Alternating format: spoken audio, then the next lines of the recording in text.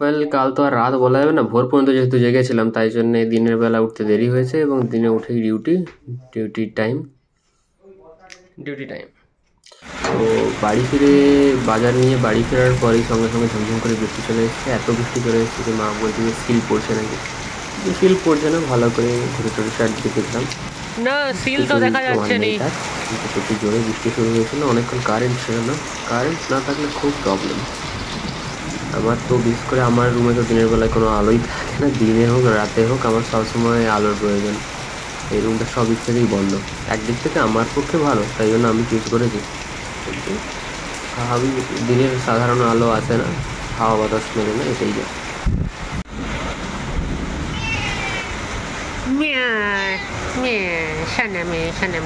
Sana chungku. Ay, ay, ay,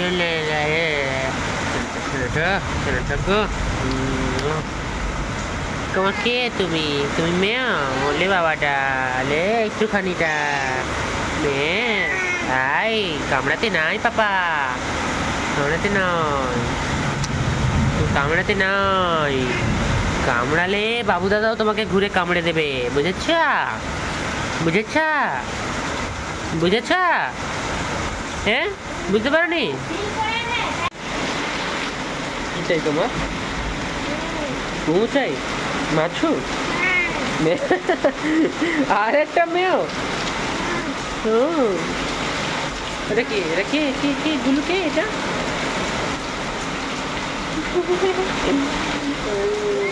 মেয়ে মেয়ে, সব কথাতেই মেয়ে মেয়ে মেয়ে।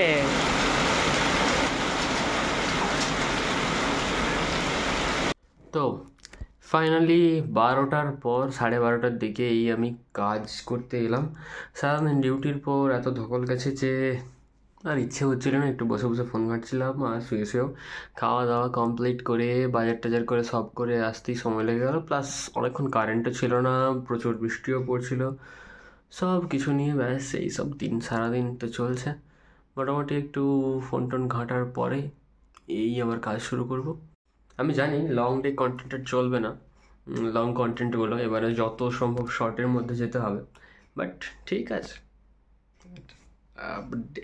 প্রত্যেকদিন একটা ব্লগ থাকলো যে তাতে আমার কাজের হদিশও পাওয়া যাবে, কোন দিন কাজ করছি কোন দিন করছি না।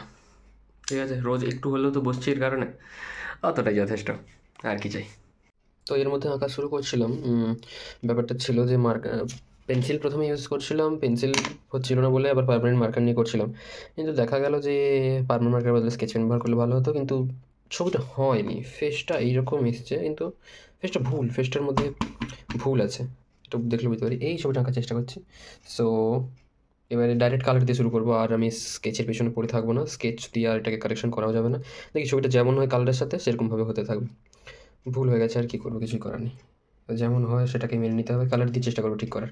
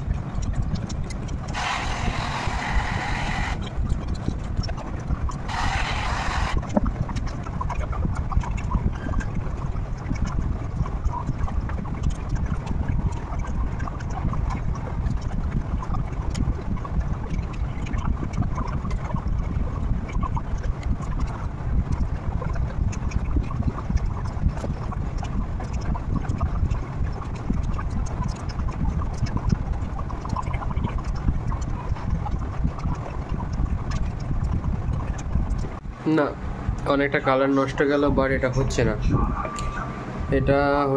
না, আমি আবার এটাকে তুলে দিচ্ছি। দেখো, যা হয় না ভালোর জন্যই হয়, ঠিক আছে?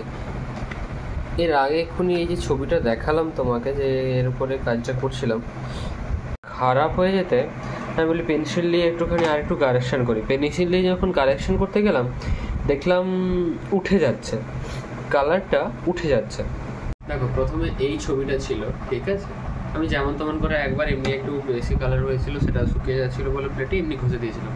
তো এখন আমার ইচ্ছে ছিল যে এটার উপরে নতুন করে কালার করবো, নতুন করে একটা ছবি আঁকবো। এটাকে যদিও আমার প্যালেট হিসাবে ইউজ করি আমি, তবুও এটাকে কালার করে ভালো করে ইউজ করি। কিন্তু আমি যেটা করতে গিয়ে লক্ষ্য করলাম যে হচ্ছে কালারের উপরে করলাম বটে, কিন্তু সেটা একটু গন্ডগোল হচ্ছে, আর আমার আউটলাইনগুলো ঠিকঠাক হচ্ছে না, প্রপোর্শন ঠিক আসছে না বলে আমি এটাকে ভাবলাম বারবার কারেকশন করবো।